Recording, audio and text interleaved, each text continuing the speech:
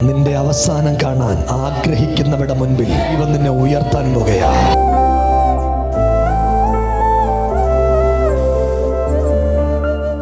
ഭാരതത്തിലെ സഭകൾ വളരാൻ പോകുകയാണ്.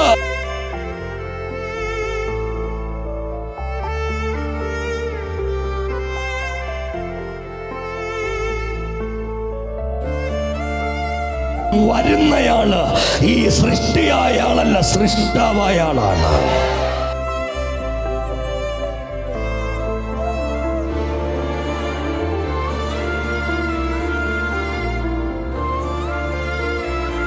ദൂത് കേട്ടോ, നീ അവസാനിക്കാൻ പോകുകയല്ല.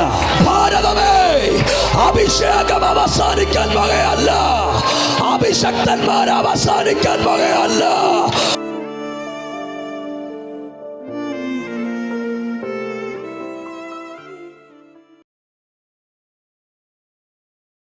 ഏപ്രിൽ മാസത്തേക്ക് നമ്മൾ വായിച്ച് തുടങ്ങുന്ന വാക്യമാണ് മത്തായിയുടെ സുവിശേഷം 26-ാം അധ്യായത്തിന്റെ 58-ാമത്തെ വാക്യം. എന്നാൽ പത്രോസ് ദൂരവേ മഹാപുരോഹിതന്റെ അരമനയോളം പിൻചെന്ന് അകത്ത് കടന്ന് അവസാനം കാണുവാൻ സേവകന്മാരോട് കൂടിയിരുന്നു. അടുത്ത വാക്ക്. മഹാപുരോഹിതന്മാരും ന്യായാധിപ സംഘമൊക്കെയും യേശുവിനെ കൊല്ലേണ്ടതിന് അവന്റെ നേരെ കള്ളസാക്ഷ്യം അന്വേഷിച്ചു. കള്ളസാക്ഷികൾ പലരും വന്നിട്ടും പറ്റിയില്ല. ഒടുവിൽ 2 പേർ വന്ന് ദൈവമന്ദിരം പൊളിച്ച് 3 ദിവസം കൊണ്ട് വീണ്ടും പണിവാൻ എനിക്ക് കഴിയുമെന്ന് ഇവൻ പറഞ്ഞു എന്ന് ബോധിപ്പിച്ചു. ശരി, നിങ്ങൾ അത് വരച്ചിടുമ്പോൾ 58-ാമത്തെ വാക്യത്തിന്റെ അവസാനത്തെ ഭാഗം ഒന്ന് വരച്ചിട്ടേക്കണം. ആ വാക്യം ഇങ്ങനെയാണ്: അവസാനം കാണാൻ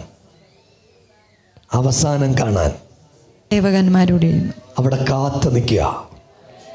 ഇന്ന് രാവിലത്തെ നമ്മുടെ പ്രവചനത്തിൻ്റെ നമ്മുടെ മെസ്സേജിൻ്റെ തലക്കെട്ട്, നിന്റെ അവസാനം കാണാൻ ആഗ്രഹിക്കുന്നവരുടെ മുൻപിൽ ദൈവം നിന്നെ ഉയർത്താൻ പോകുകയാ.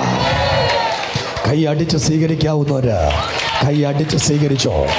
ഈ രാവിലെ യേശു എന്നോട് പറയുക, നിന്റെ അവസാനം കാണാൻ, ഈ ഏപ്രിൽ മാസം അവസാനം കാണാൻ ഒത്തിരി പേര് കാത്തു നിൽക്കുക. പക്ഷെ ദൂത് കേട്ടോ, നീ അവസാനിക്കാൻ പോകുകയല്ല. നിന്റെ കുടുംബം അവസാനിക്കാൻ പോകുകയല്ല. നിന്റെ തലമുറ അവസാനിക്കാൻ പോകുകയല്ല. ഭാരതമേ, അഭിഷേകം അവസാനിക്കാൻ പോകുകയല്ല. അഭിഷക്തന്മാർ അവസാനിക്കാൻ പോകുകയല്ല. ഭാരതത്തിലെ സഭകൾ വളരാൻ പോകുകയാണ്.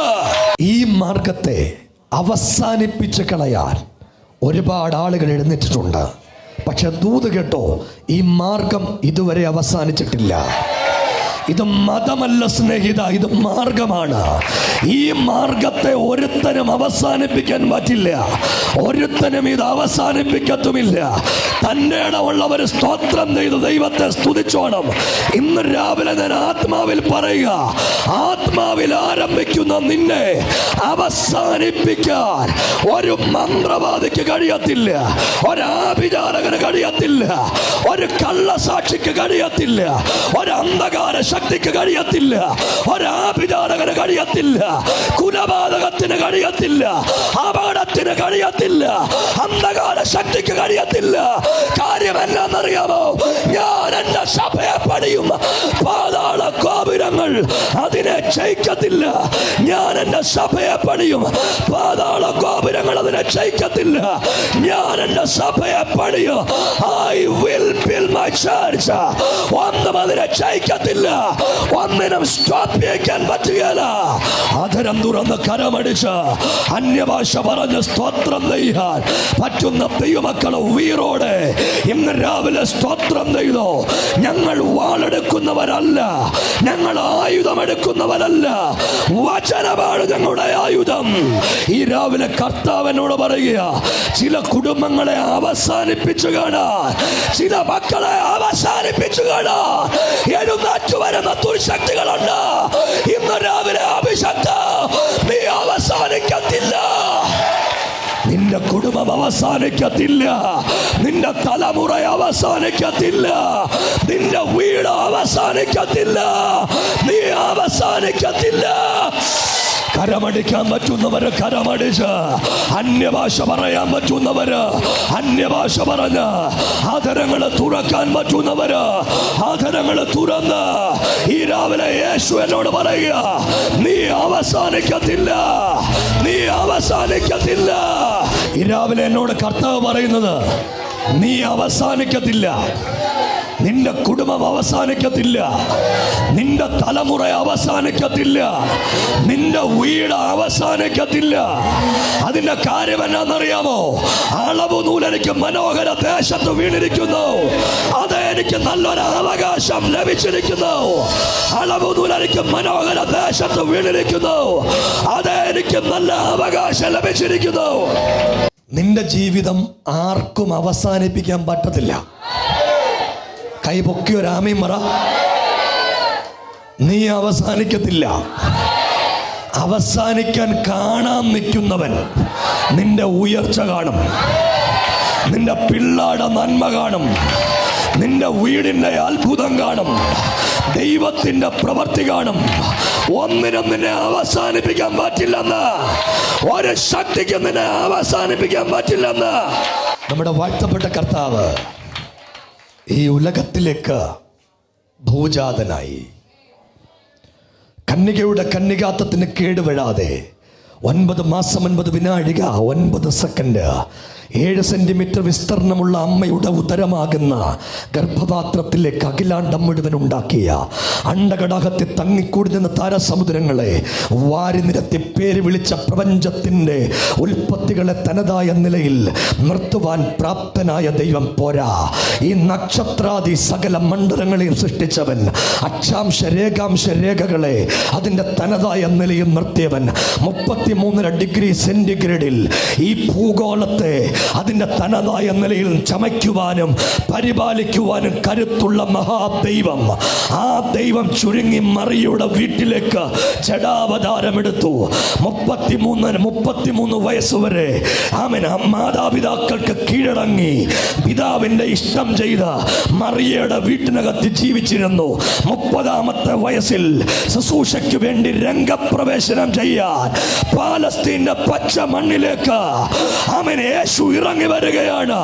അവിടെ നിന്ന് ജനനദി പറഞ്ഞു, അപ്പനില്ലാത്ത ഒരുത്തൻ വരുന്നുണ്ട്, അപ്പനില്ലാത്ത ഒരുത്തൻ വരുന്നുണ്ട്.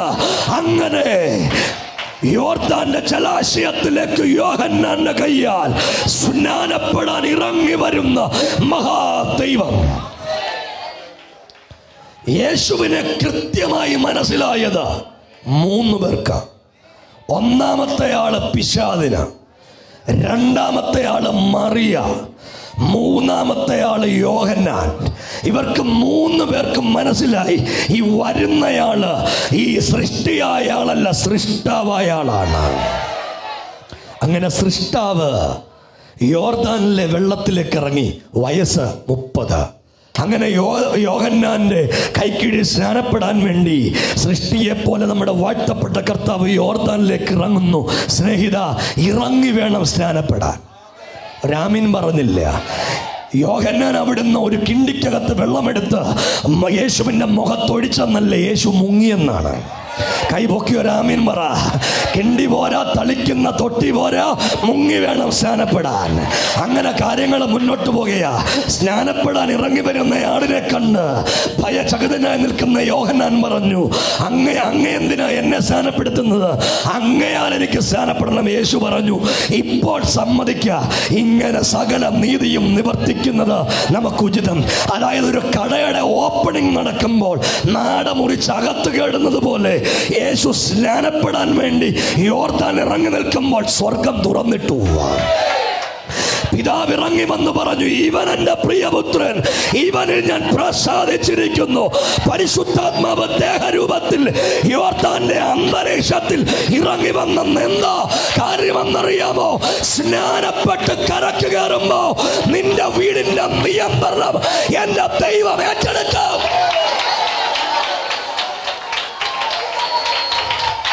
കൊടികുത്തി വാഴുന്ന അന്ധകാരങ്ങളും ആഭിചാര ശക്തികളും ഇരുട്ടിന്റെ തേരോട്ടങ്ങളും 400 വർഷം മിണ്ടാതിരുന്നപ്പോൾ ആ ദേശത്തിന്റെ മുഴുവൻ നിയന്ത്രണവും എന്റെ ദൈവം ഏറ്റെടുത്തെന്ന്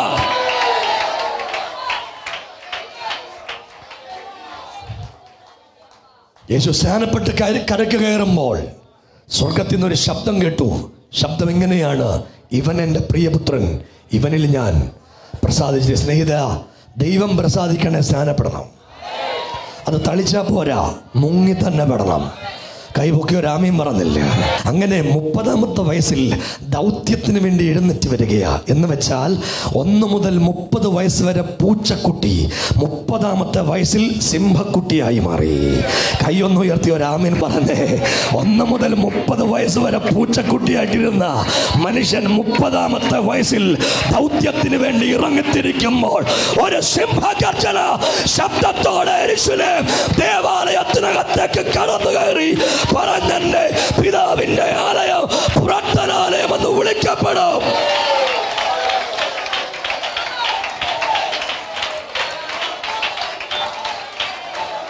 എന്റെ സ്നേഹിതരൊരു വാക്ക് കേൾക്കണം. നീ ഒരു ദൗത്യത്തിന് വേണ്ടി ഇറങ്ങുമ്പോ പോരാട്ടമില്ലെന്ന് വിചാരിക്കരുത്.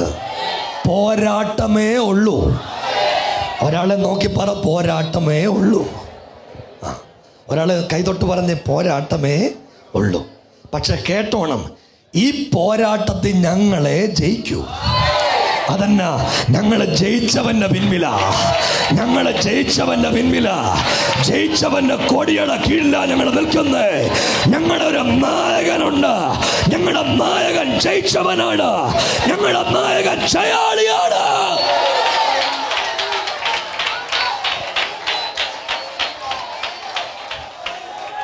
ജയവീരനായ യേശുവിൻ്റെ പിൻപിലാണ് നമ്മൾ നിൽക്കുന്നത്. ബാക്കിയൂടെ പറയുക.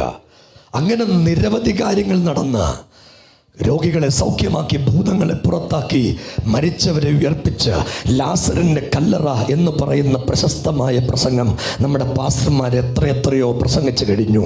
എന്ന് വെച്ചാൽ 4 ദിവസം മുൻപ് ഒരു മനുഷ്യൻ മരിച്ചുപോയി. യേശുവിനെ ടെലഗ്രാം വിളിച്ചറിയിച്ചു. യേശു ഇടയ്ക്കിടയ്ക്ക് പോകുന്ന വീടാണ്. ആ വീടിൻ്റെ പേരെന്തുവാ? ബഥാനിയല്ലേ? ലാസറിൻ്റെ അല്ല. ലാസറിൻ്റെ പേരെ അവിടെ പറഞ്ഞിട്ടില്ല. യോഗത്തിന് പോകാത്തവരുടെ പേര് പറയത്തില്ല. ഒരാമയും പറഞ്ഞു. ബഥാനിയല്ലേ? മാർത്തയുടെയും മറിയയുടെ. അതന്നെ, ഈ മാർത്തയുടെ പേര് ആദ്യം പറഞ്ഞേ. ചോറ് വെച്ചു കൊടുത്തോണ്ടാ, മിണ്ടുന്നില്ല. അതാ, അങ്ങനല്ലേ? മാർത്ത ഭയങ്കര തിരക്കാ. യേശുവിന് ചോറ് വെച്ച് കൊടുക്കുന്ന തിരക്കില്ല. ആര്? നിങ്ങൾ മിണ്ടുന്നില്ല. അങ്ങനെ മാർത്ത യേശുവിനെ ശുശ്രൂഷിച്ചു. മറിയ കാൽക്കലിരുന്നു. നാട്ടുകാർക്ക് പറയാൻ ഒരുപാട് കഥകൾ ഉണ്ട്. നമ്മുടെ ലാസറിൻ്റെ പ്രത്യേകത, ലാസർ യോഗത്തിൻ്റെ ഇരിക്കില്ല. പുള്ളി മുരിങ്ങയ്ക്ക വാങ്ങിച്ചു കൊടുക്കും, വെണ്ടയ്ക്ക വാങ്ങിച്ചു കൊടുക്കും, തക്കാളി വാങ്ങിക്കും. എന്നിട്ട് മുമ്പാതിൽ കൂടെ കയറി പുറവായിട്ട് ഇറങ്ങിപ്പോവും. യോഗത്തിൻ്റെ ഇരിക്കുകയല്ല. വിഷമിക്കണ്ട. ഇരിക്കാത്ത നിന്നെ ഇരുത്താൻ ദൈവത്തിനറിയാം. ഇതൊരു പ്രവചനമാണ്. ഇരിക്കാത്ത ചിലര് ഈ ഏപ്രിൽ മാസം 6-ാം തീയതി ചിലതിന് ദൈവം ഇരുത്താൻ വേണ്ടി പോവാ. കൈ അടിച്ചൊരു സ്വത്രം പറഞ്ഞു. ഇരിക്കാത്ത ചിലതിനെ ദൈവം ഇരുത്താനുള്ള പരിപാടി കർത്താവിൻ്റെ കയ്യിലുണ്ട്. ചിലർ യോഗത്തിന് ഇരിക്കുകയല്ല, പച്ചക്കറി സാധനമൊക്കെ വാങ്ങിച്ചു കൊടുത്ത് അതിലെ കൂടെ കയറി ഇതിലെ കൂടെ ഇറങ്ങി പോകത്തേ ഉള്ളൂ. പുള്ളി യോഗത്തിന് ഇരിക്കുകയല്ല. പിന്നെ നമ്മൾ പിടിച്ചിരുത്തിയാൽ പുള്ളി യോഗത്തിന് ഇരിക്കും. ആര്? ലാസർ. പിന്നെ കൈയടിക്കുകയല്ല. വിഷമിക്കേണ്ട, നിന്നെ കൈയടിപ്പിക്കാൻ ദൈവത്തിനറിയാം. ഒരാമീൻ പറഞ്ഞുതരാം. ലാസർ ആമീനൊന്നും പറയത്തില്ല, കർത്താവിന് ആമീൻ പറയിപ്പിക്കാൻ അറിയാം. അങ്ങനെ ഇരിക്കുമ്പം ലാസറിന് ഡെങ്കിപ്പനി വന്നു. ഡെങ്കിപ്പനി വന്ന് 8-ാം പക്കം ലാസർ തട്ടിപ്പോയി. യേശുവിനെ വിവരം അറിയിച്ചു, ലാസർ മരിച്ചു പോയെന്ന്. യേശു ഇരുന്നിടത്തൊന്നും മിണ്ടിയോ? ഇല്ല, മിണ്ടിയില്ല. അതെന്നാ? കുറച്ച് ദിവസം ഇവൻ മിണ്ടാതെ കിടക്കട്ടെന്ന് വിചാരിച്ച. അതാ യേശു മിണ്ടിയില്ല. അങ്ങനെ 4-ാമത്തെ ദിവസം ഇടയ്ക്കിടയ്ക്ക് പത്രോസ് യോജിക്കുന്നുണ്ട്. ഈ പത്രോസ് യേശുവിനെ ഒത്തിരി ഇൻഫ്ലുവൻസ് ചെയ്തയാളാ. യേശുവിൻ്റെ അടുത്ത് വന്ന് ചോദിച്ചു, നമുക്ക് അങ്ങോട്ട് പോകണ്ടേ? ഒരു അനുശോചനയിലും പറയാൻ പോകണ്ടേ? എടാ, ഇരിക്കുന്ന ആള് ഇന്ന് വരെ ഒരു മരണ വീട്ടിൽ വന്ന് അനുശോചനം പറഞ്ഞിട്ടില്ല. യേശു മരണ വീട്ടിൽ വന്നാൽ അവിടെ ഉയർപ്പ് നടക്കും. കൈ ഉയർത്തി ഒരാമീൻ പറ. എൻ്റെ അഭിഷക്തന്മാരെ ഞങ്ങളൊക്കെ കൊതിക്കുക. ഞാൻ എല്ലാ ദിവസവും കൊതിച്ചു പ്രാർത്ഥിക്കുക. ഭാരതത്തിൽ അങ്ങനെ ശുശ്രൂഷകൾ കാണണം. അത് ഓർക്കുന്നവരൊരാമീൻ പറ. ഭാരതം അങ്ങനെ ഒരു ശുശ്രൂഷ കാണണം. ഇന്ത്യ അങ്ങനെ ഒരു ശുശ്രൂഷ കാണണം. ഈ വെല്ലുവിളിക്കുന്നവരങ്ങനെ ശുശ്രൂഷ കാണണം. അതിനെ മുട്ട കിടന്ന് പ്രാർത്ഥിക്കുന്ന മനുഷ്യനായാല് നിങ്ങൾ കൈ ഉയർത്തി ഒരു ആമീൻ പറഞ്ഞേ. തെരുവോരത്തിൽ ഭൂതങ്ങൾ ഇളകണം. ആളുകൾ അറിയണം യേശു ജീവിക്കുന്നെന്ന്. ഇതൊന്നും ഒരു മറിമായമല്ലെന്ന് ആളുകൾ അറിയണം. ഇതിന്റെ പിൻപിൽ ചലിക്കുന്ന ദൈവകരമുണ്ടെന്ന് അറിയണം. അങ്ങനെ യേശു 4 ദിവസം താമസിച്ചു. സ്നേഹിത, താമസിച്ചല്ല, ഒരത്ഭുതം നടക്കാനാ. നിന്നെ ആളുകൾ അപമാനിച്ചില്ലേ, ആളുകൾ ഒറ്റപ്പെടുത്തിയില്ലേ, വിഷമിക്കണ്ട കേട്ടോ. അതിന്റെ നടുവിൽ ഒരു അത്ഭുതം നടക്കാൻ പോവാ.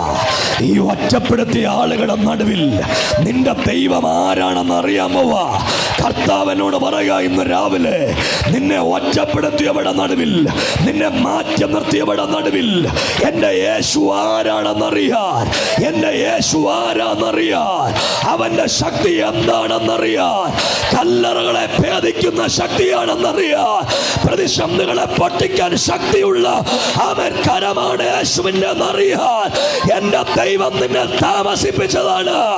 ഇതൊരു ദൈവത്തിന്റെ പ്രവൃത്തിയുടെ കരമാണ്. ഇത് താമസിച്ചെന്നല്ല, വിടുതലിന്റെ നിമിഷമായെന്നാണ്. കരമൊന്നടിച്ച അന്യഭാഷയൊന്ന് പറഞ്ഞ് യേശുവേ എന്നൊന്ന് വിളിച്ച് സ്തോത്രമൊന്ന് ചെയ്യാൻ പറ്റുന്ന എല്ലാ ദൈവത്തിന്റെ മക്കള് ഒന്ന് കൈയടിച്ചു സ്തോത്രം ചെയ്തോ. ഞാൻ ഇന്ന് രാവിലെ ഒരു വെളിപ്പാട് കാണുക. കെട്ടിക്കിടക്കുന്ന ചില വാഗ്ദത്തങ്ങൾ ഇന്ന് രാവിലെ കല്ലറകൾ വിട്ട് പുറത്തു വരുന്നൊരു രാവിലെ ആകുക. നിന്റെ വീട്ടിലും ദൈവപ്രവൃത്തി ഉണ്ടാകുക, നിന്റെ കുടുംബത്തിലും ദൈവശക്തി വ്യാപരിക്കുക. കേട്ടുപോയ വാഗ്ദത്തങ്ങളെ എന്റെ ദൈവം എഴുന്നേൽപ്പിക്കാൻ പോകുക. ഇന്ന് രാവിലെ ചില വിഷയത്തിന് ക്ലൈമാക്സ് ഉണ്ടാകാൻ പോകുക, ക്ലൈമാക്സ് വരാൻ പോകുക, ക്ലൈമാക്സ് വരാൻ പോകുക. ഈ ക്ലൈമാക്സിനെ ഉയർത്തിരിക്കും. ഈ ക്ലൈമാക്സിൽ ദൈവ പ്രവൃത്തി ഉണ്ടായിരിക്കും. ഈ ക്ലൈമാക്സിൽ ദൈവശക്തി വ്യാപരിച്ചിരിക്കും. ഈ ക്ലൈമാക്സിൽ നിനക്ക് വിടുതലുണ്ടായിരിക്കും. ഇന്ന് രാവിലെ ആത്മാവ് ഞാൻ പറയുക, ഇന്ന് വരെ ഒരിടത്തും പിശാച് ജയിച്ചിട്ടില്ല, ഇന്ന് വരെ ഒരിടത്തും മന്ത്രവാദി ജയിച്ചിട്ടില്ല, ഇന്ന് വരെ ഒരിടത്തും കള്ളശക്തികൾ ജയിച്ചിട്ടില്ല, ഇന്ന് വരെ ഒരിടത്തും അന്ധകാര ശക്തി ജയിച്ചിട്ടില്ല. ജയിച്ച ജയാളി നമ്മുടെ ദൈവമാണ്. ജയിച്ച ജയാളി നമ്മുടെ ദൈവമാണ്. ജയിച്ച ജയാളി നമ്മുടെ ദൈവമാണ്. മരണത്തെയും പാതാളത്തെയും അടിച്ചു തകർത്ത് ഉയർത്തെഴുന്നേറ്റ മഹാദൈവം. ഒരു കാര്യം നിങ്ങൾ കേട്ടോണം. നിന്നോട് ചിരിച്ചു കാണിക്കുന്ന പല ആളുകളും ഇല്ലേ, അവർ നിന്റെ അവസാനം കാണാൻ ആഗ്രഹിക്കുക. പക്ഷെ പ്രവചനം കേട്ടോ, നീ അവസാനിക്കത്തില്ല, അവസാനിക്കത്തില്ലെന്ന്. ഇല്ല, അവസാനിക്കത്തില്ല. നിന്നെ അവസാനിപ്പിക്കാൻ ഒരുത്തനും പറ്റത്തുമില്ല.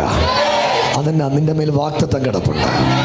അങ്ങനെ ലാസറിനെ കല്ലറയ്ക്കകത്ത് വെച്ചു. കൃത്യം 4-ാമത്തെ ദിവസം പത്രോസ് ഇടയ്ക്കിടയ്ക്ക് അടുത്ത് വന്ന് ചോദിക്കും, കർത്താവേ, നമുക്ക് അത്തറ്റം വരെ ഒന്ന് പോകണ്ടേ? നമ്മൾ ഒത്തിരി ഭക്ഷണം കഴിച്ച വീടാ, ഇടയ്ക്കിടയ്ക്ക് വിശ്രമിച്ച വീടാ, അവിടം വരെ ഒന്ന് പോകണ്ടേ? ആ സമയത്ത് യേശു 4-ാമത്തെ ദിവസം പത്രോസിനോട് പറഞ്ഞു, നമുക്ക് ലാസറിൻ്റെ വീട്ടിൽ വരെ ഒന്ന് പോകണം, ലാസറിൻ്റെ വീട്ടിൽ വരെ ഒന്ന് പോകണം. ഒരു ദൂത് പറയാം, 4-ാമത്തെയോ 40-ാമത്തെയോ 400-ാമത്തെ ദിവസമോ യേശു വന്നാൽ വിടുതല. കയ്യൊന്ന് ഉയർത്തി ഒരു ആമീൻ പറ. അത് 4-ാമത്തേതൊന്നും വിഷയമല്ല. മരിച്ച് നാറ്റം പറ്റിയ വിഷയമുണ്ടല്ലോ, ഇനി നടക്കത്തില്ലെന്ന് ആളുകൾ പറഞ്ഞ വിഷയല്ലേ മക്കളെ? അതിനെ കേട്ടടിക്കാൻ കരുത്തുള്ളവനാ ഈ വീട്ടിലോട്ട് കയറി വരുന്നത്.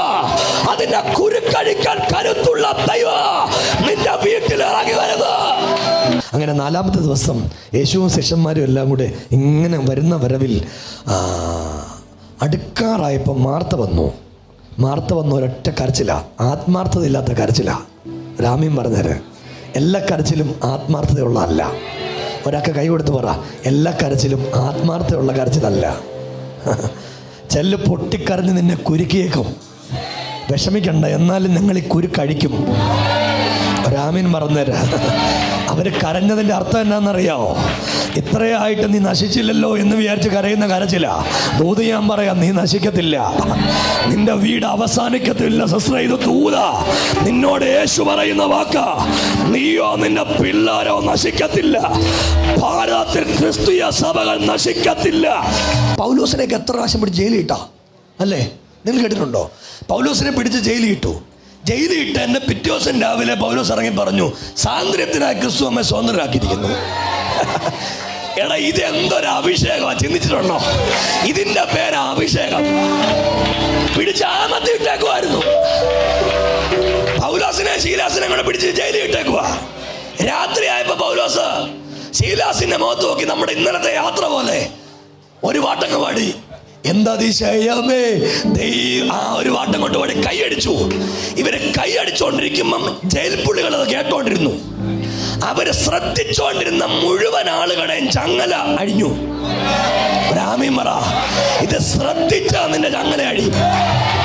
തീർന്നില്ല, കൈയടിച്ചൊരു 15 മിനിറ്റ് കഴിഞ്ഞപ്പോ ജയിലിലെ സൂപ്രണ്ട് അകത്ത് വന്ന് കൈ കൂപ്പി നിൽക്കുക. പുള്ളി ചോദിച്ച് ചാടിപ്പോയോന്ന്. പൗലോസ് പറഞ്ഞു, ചാടിപ്പോവാൻ വന്നവരല്ല. അങ്ങനെയാണെങ്കിൽ ഇതിന് ഭൂകമ്പം ഉണ്ടായപ്പോഴാണ് ഞങ്ങൾ. ഇനി ഒരു കാര്യം ഞാൻ പറയാം, എത്ര പരിസ്ഥിതി മോശമാണെങ്കിലും ഞങ്ങൾ ആരാധിക്കും. ഒരാമീൻ തൻ്റെ ഉള്ളൊരു പറഞ്ഞേ, ഞങ്ങളുടെ ദൈവത്തെ ആരാധിക്കും. ഞങ്ങളെ വിളിച്ചിറക്കിയൊരു ദൈവമുണ്ട്, ഞങ്ങളെ നടത്തിയൊരു ദൈവമുണ്ട്, ഞങ്ങൾക്ക് വേണ്ടി ജീവൻ തന്നൊരു ദൈവമുണ്ട്. ഭാരതമേ, യേശുവിന്റെ സുവിശേഷം ഭാരതത്തിൽ മുഴങ്ങിയിരിക്കും. അങ്ങനെ 4-ാമത്തെ ദിവസം യേശുവും ശിഷ്യന്മാരും എല്ലാം കൂടെ ബഥാനിയിലെത്തി. ബഥാനി എന്ന പട്ടണത്തിൻ്റെ അടുക്കാറായപ്പോൾ ഓടി വന്ന് മാർത്തയെ എതിരേറ്റു. മാർത്ത ഒത്തിരി കാര്യം പറഞ്ഞെല്ലാം സത്യമായ കാര്യമാണ്. നീ ഇവിടെ ഉണ്ടായിരുന്നെങ്കിൽ മരിക്കത്തില്ലായിരുന്നു. യേശു പറഞ്ഞു, അങ്ങനല്ല, അവൻ ഉയർത്തു വരുമെന്നാണ് എനിക്ക് പറയാനുള്ളത്. ഇന്ന് രാവിലെ നിന്റെ വാക്കിനെ ദൈവം തിരുത്തുക. ചില പ്രതിസന്ധികൾ വന്നത് നല്ലതിനു വേണ്ടിയാണ്. ചില പ്രതികൂലങ്ങൾ നല്ലതിനു വേണ്ടിയാണ്, ചിലത് നന്മയ്ക്ക് വേണ്ടിയാണ്. കർത്താവ് എന്നോട് പറയുക, ദൈവത്തെ സ്നേഹിക്കുന്നവർക്ക്, നിർണയപ്രകാരം വിളിക്കപ്പെട്ടവർക്ക് തന്നെ സകലതും നന്മയ്ക്കായി കൂടി വ്യാപരിക്കുകയാണ്. സകലതും നന്മയ്ക്കായി കൂടി വ്യാപരിക്കുകയാണ്. സകലതും നന്മയ്ക്കായി, സകലതും നന്മയ്ക്കായി കൂടി വ്യാപരിക്കും. ദൈവത്തെ സ്നേഹിക്കുന്നവർക്ക്, നിർണയപ്രകാരം വിളിക്കപ്പെട്ടവർക്ക് തന്നെ സകലതും നന്മയ്ക്കായി കൂടി വ്യാപരിക്കും. ഈശോ മശിഹ വന്ന്, മറിയ വന്ന് കാര്യം പറഞ്ഞ് യേശു അകത്ത് കയറി. എന്നിട്ട് ചോദിച്ചു, അവനെ വെച്ചത് എവിടെ? അവനെ വെച്ചത് എവിടെ? ദൂതിന്റെ അർത്ഥം എന്നാന്നറിയാമോ? നിന്നെ 4 ദിവസം മുമ്പ് നാട്ടുകാരെല്ലാം കൂടെ ചേർന്ന് അടക്കിയില്ലേ? ഏറ്റവും അവസാനത്തെ ചുംബനമൊന്നും നടക്കിയില്ലേ? വിഷമിക്കണ്ട, നിന്നെ എഴുന്നേൽപ്പിക്കാനാവാൻ വന്നിട്ടുള്ളത്. നിന്നെ എഴുന്നേൽപ്പിച്ച് വിളിക്കാൻ വന്ന വരവ ഈ രാവിലെ, ഇന്ന് രാവിലെ നിൽക്കുന്നത്. ലാസറിന്റെ കല്ലറയുടെ അടുത്തോട്ട് വന്ന് യേശു കർത്താവ് അവിടെ നിന്നൊരു വിളി വിളിച്ചു. ബാക്കിയെല്ലാം ഞാൻ വിടുക. അവിടെ നിന്നൊരു വിളി വിളിച്ചു, ലാസറേ പുറത്തു വരിക, ലാസറേ പുറത്തു വരിക. ഇന്ന് രാവിലെ ഒരു ദൂത് കേട്ടോണം. ദൈവം ഈ രാവിലെ ചിലരെ വിളിക്കാൻ പോവാ. ഒരച്ചൊരാമീൻ പറഞ്ഞോ, നിന്റെ കുടുംബത്തെ വിളിക്കാൻ പോവാ, നിന്റെ കുഞ്ഞിനെ വിളിക്കാൻ പോവാ, നിന്റെ വീടിനെ വിളിക്കാൻ പോവാ, നിന്റെ വാഗ്ദത്തം വിളിക്കാൻ പോവാ. ഈ രാവിലെ ഞാൻ വെളിപ്പാട് കാണുക. ചില വാഗ്ദത്തങ്ങള് എന്റെ ദൈവം വിളിച്ചെഴുന്നേൽപ്പിക്കാൻ പോവാ. നിന്നോട് പറഞ്ഞ വാഗ്ദത്തങ്ങൾ നിറവേറും. ഉറപ്പുള്ളവരാമീൻ പറ. നിന്നോട് വാക്ക് പറഞ്ഞത് യേശുവാണ്. നിന്റെ കുടുംബത്തോട് വാക്ക് പറഞ്ഞത് യേശുവാണ്. ആകാശം മാറിയാലും, ഭൂമി മാറിയാലും, പ്രപഞ്ചം മാറിപ്പോയാലും വാക്ക് പറഞ്ഞവൻ വിശ്വസ്തനാണ്. വാക്ക് പറഞ്ഞവൻ വിശ്വസ്തനാണ്. മനുഷ്യര് മാറിപ്പോയേക്കാം, എന്റെ ദൈവം മാറിപ്പോകുകയല്ല. വാഗ്ദത്തങ്ങൾ നിറവേറാൻ പോവാ. ചില ശരീരങ്ങളുടെ മേൽ തിരിച്ചറിയത്തക്ക പോലെ എഴുന്നേറ്റ് നിൽക്കാൻ പറ്റുന്ന എല്ലാ ദൈവമക്കളും ഒന്ന് എഴുന്നേറ്റ് നിന്ന്, എഴുന്നേറ്റ് നിൽക്കാൻ പറ്റുന്ന എല്ലാ ആളുകളും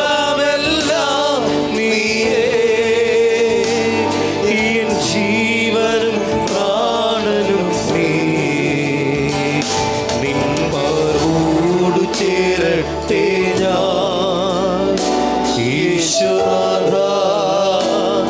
ഇന്നേരം നീയാണെന്നെല്ലാമെല്ലാം, എന്നുമെന്നും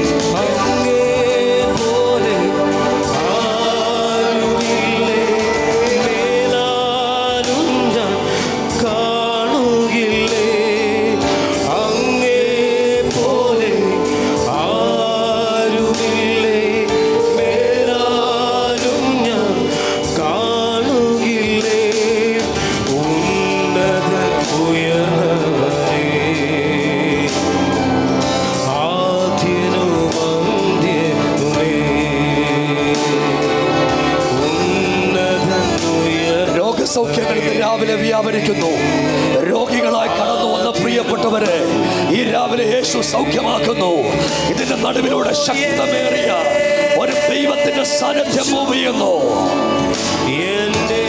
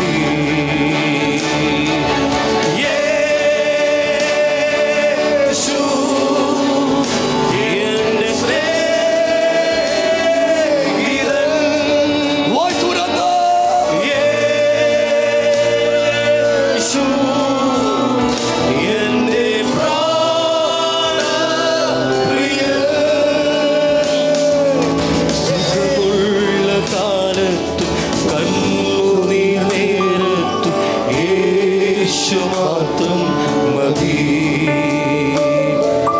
സുഖമുള്ള കാലത്തും കണ്ണുനീർ നേരത്തും യേശു മാത്രം മതി. ആട്ടിൻ കൂട്ടം തെറ്റി പോയവൻ ഞാൻ ഏകനായി ഭൂമിയിൽ.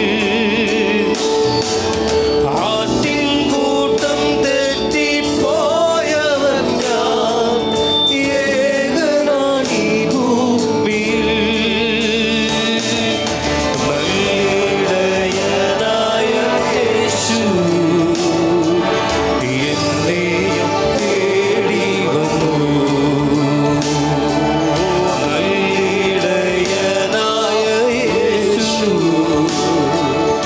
എന്നെയും തേടി വന്നു.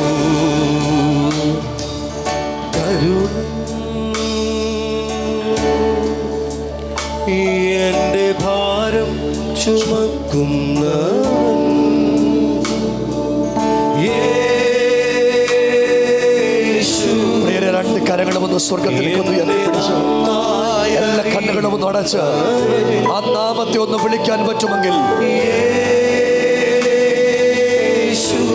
മരണം തളം കെട്ടി നിന്ന വീടിനകത്ത് യേശുവിന്റെ കാൽ സ്പർശമെത്തിയപ്പോൾ മരണം ജീവനായി മാറിയതുപോലെ, ദുഃഖം അത്ഭുതമായി മാറിയതുപോലെ നിന്റെ അവസാനം കാണാൻ ആഗ്രഹിക്കുന്ന ആളുകളുടെ നടുവിൽ ഈ രാവിലെ ഒരു ദൈവത്തിന്റെ പ്രവൃത്തി നടക്കാൻ പോകുകയാ. നീയോ നിന്റെ കുടുംബമോ നിന്റെ തലമുറയോ നിന്റെ വീടോ നശിച്ചു പോകയില്ല. ഈ രാവിലെ പിശാചുകൾക്ക്, മന്ത്രവാദികൾക്ക്, ആഭിചാരകൾക്ക് അകത്തളം നിറഞ്ഞ് ഇന്ന് രാവിലെ വിളിച്ചു പറഞ്ഞ് ആ നാമത്തിന്റെ പവറിനെ ഇന്ന് രാവിലെ ഒന്ന് വിളിച്ചു പറഞ്ഞു. ഞാൻ ഈ രാവിലെ കാണുക ചില കുടുംബത്തിനകത്ത് ചില പ്രതിസന്ധികൾ പട്ടിമാറുക.